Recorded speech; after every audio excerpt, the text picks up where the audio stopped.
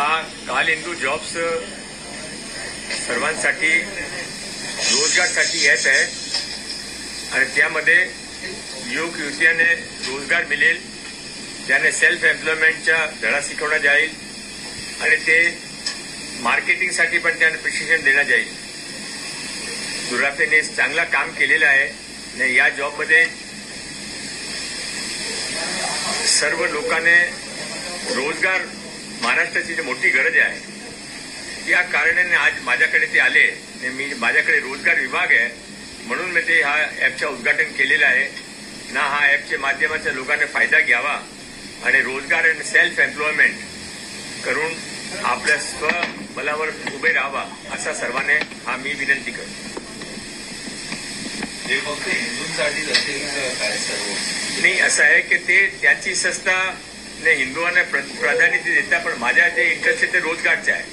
कोणी आले पण रोजगार त्याने मिळाला तर मी रोजगार विभागाचे मंत्री म्हणून मी त्याला सपोर्ट करणार आहे. तुमच्या माध्यमातून ते सुरू करण्यात आले आहे कौशल्य विभागाने. कौशल्य विकास विभागाच्या माध्यमातून रोज फक्त पहिले हिंदू की बात करेगा ते काय त्याचं घोषवाक्य आहे. असं आहे माझा जे रोल आहे त्यामध्ये माझा रोल लिमिटेड आहे की जे रोजगार देण्यासाठी जे काही संस्था प्रयत्न करतील त्याचे तुमचा रोजगार विभाग सहयोग करणार आहे.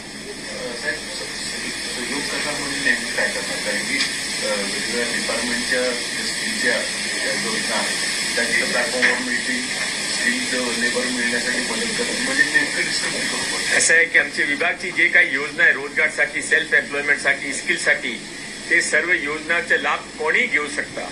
हा एक फक्त कोणी एक समाजासाठी किंवा एक संस्थासाठी नाही आहे. महाराष्ट्राचे कोणी पुढे येऊन लाभ घेऊ शकता.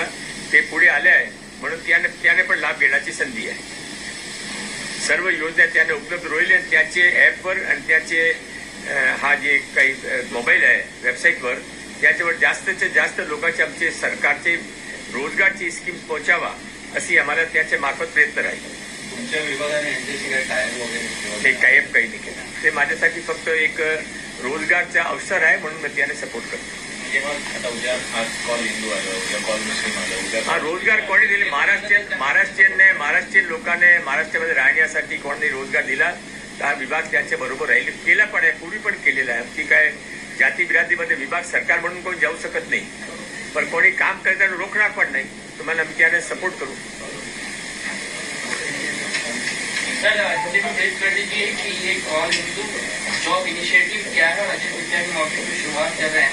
इनिशिएटिव किस प्रकार का है? ऐसा है, दुर्रापे जी ने एक बहुत अच्छा इनिशिएटिव शुरू किया है. इसमें रोजगार सबको चाहिए, सबको सेल्फ रोजगार चाहिए, सबको सरकारी योजनाओं का, लोन का, मार्केटिंग का सीखना है. पर इसके बारे में कई बार जानकारी के अभाव में सब कुछ वहीं रह जाता है और समय निकल जाता है. तो इन्होंने एक अच्छा ऐप बनाया है और मोबाइल के ऊपर भी रखा है, वेबसाइट पे भी रखा है. तो उसका उद्घाटन यहाँ पर कराया गया है क्योंकि ये रोजगार से संबंधित है. इसके लिए मैं इनको शुभेच्छा देता हूँ कि महाराष्ट्र के ज्यादा से ज्यादा लोगों को रोजगार मिले इस ऐप का और इस वेब का सबको फायदा मिले. ऐप सभी समाज के लिए काम करेगा या हिंदू के लिए काम करेगा? वो देखिए, वो ऐप इनके ऊपर निर्भर करता है कि वो ऐप तो वैसे कोई रेस्ट्रिक्ट तो कर नहीं सकता, सबके लिए अवेलेबल रहता है. पर हमारी रोजगार के लिए हमारी ये जिम्मेदारी है कि कोई भी आगे आता है तो हम उसको सपोर्ट करेंगे. सर, सवाल यही था कि इसके नाम में ही इस प्रकार से कि हिंदू जॉब के लिए कल को विपक्ष अगर सवाल उठाता है कि एक स्पेसिफिक जाति को आप प्रमोट कर रहे हैं तो उसको किस तरीके से टैकल करेंगे? देखिए कि हिंदू जॉब के लिए ही ऐसा नहीं है. नाम इन्होंने इसका रखा है, पर हिंदू होना कोई गुनाह तो नहीं हो सकता. भारत के अंदर कोई कहे कि हिंदू हो तो इसलिए हिंदुओं के नाम पे कोई नहीं, ये भी एक गलती हो जाएगी. पर हमारा तो लिमिटेड रोल रोजगार से संबंधित है. रोजगार का काम ये कर रहे हैं तो हम इनको सपोर्ट कर रहे हैं. इसमें जॉब देगा, जॉब देने के लिए लोग बहुत हैं, जॉब लेने के लिए भी लोग बहुत हैं. जरूरत है मैरिज ब्यूरो की, कौन किसको मिलाएगा? प्राइवेट जॉब के बारे में नहीं, ऐसा मैं आपको फिर कह रहा हूँ कि इसमें ऐसा है कि ये ऐप का नाम जरूर है पर ये ऐप कोई रेस्ट्रिक्शन नहीं है कि कौन इसका उपयोग कर सकता है. इन्होंने अपनी भावना के साथ में इसका नाम हिंदू के नाम पे रखा है, पर महाराष्ट्र के अंदर कोई भी व्यक्ति इसका उपयोग करेगा तो उसको मना कोई नहीं करेगा. हर एक समाज अपने अपने लोगों के लिए, हर एक संस्था अपने अपने लोगों के लिए भी काम करती है. तो वो कोई गुन्हा तो नहीं है. कोणत्या कशा प्रकारचे जॉब असे असणार आहेत नेमकं काय काय गोष्टी असणार त्यांच्या म्हणणं असं आहे की ते मी सांगतो तुम्हाला की असं आहे की ते महाराष्ट्रामध्ये जॉबची कमी आहे असं नाही. जॉब खूप आहे. प्रत्येक मोठी कंपनीमध्ये अशा डिपार्टमेंट असतात ते नेहमी त्यांच्याकडे वॅकन्सी असते. ते जॉब शोधत असतात. Naukri.com मध्ये 1,00,000 जॉब 1 मिनिटामध्ये आपण बघू शकता. पण जॉब आहे ते जॉबसाठी आपले महाराष्ट्रामध्ये मुलं मुली पण आहे पण त्यांचे मेल होत नाही. म्हणून हा ऍपची असा ऍपची कोणी काम करत आहे तर आम्ही त्याने प्रोत्साहन देणार आहे.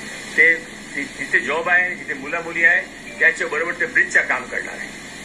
विशालजी, आपली स्टार्टअप पॉलिसी आहे अनेक तरुणांना लघुउद्योजक बनायचं आहे. तर त्यांच्यासाठी तुम्ही कर्ज वगैरे व्यवस्थेचं सगळं हे करून देणार, लाईन अप करून द्या. म्हणजे आपल्या मंत्रालयाच्या ह्याच्यातून माध्यमातून लघुउद्योजक बनायचं, लाईन अप कर्ज वगैरे मिळवणं. लिंक असेल काही मला स्टार्टअप नवीन करायचं आहे त्या माध्यमातून ऑलरेडी ऑनलाईन आहेच. त्याच्यावर जेव्हा रजिस्टर करतील त्यांना रजिस्ट्रेशन फी असणार आहे की जेव्हा त्यांना नोकरी लागेल तेव्हा त्याचं काही नाही. आता सध्या मी नाही असं काही ठेवलेलं आहे. पैसे आता सध्या काही नाही त्याचे. कारण की वेबसाईट चालवायला ऍप चालवायला आम्हाला तर खर्च येईलच. पण आम्ही आता सध्या तरी पुढचे 6 महिने असं याच्यावरती काहीच पैशाचं काही हे नाही. पण काही संस्था ज्यावेळेस जॉब देतात त्यावेळेस त्या रोजगार जो मिळवून दिला जातो त्या माणसाच्या पगारातून डायरेक्ट त्या ते एनजीओ म्हणून काम करत आहे म्हणून मी विचारलं ना. ते त्यांच्या असा काही उद्देश नाही. अर्निंगच्या उद्देश असतात तर मी त्यामध्ये ओपनिंग पण केली असते. त्यांच्या उद्देशीय लोकांच्या मदतीचा त्या एनजीओ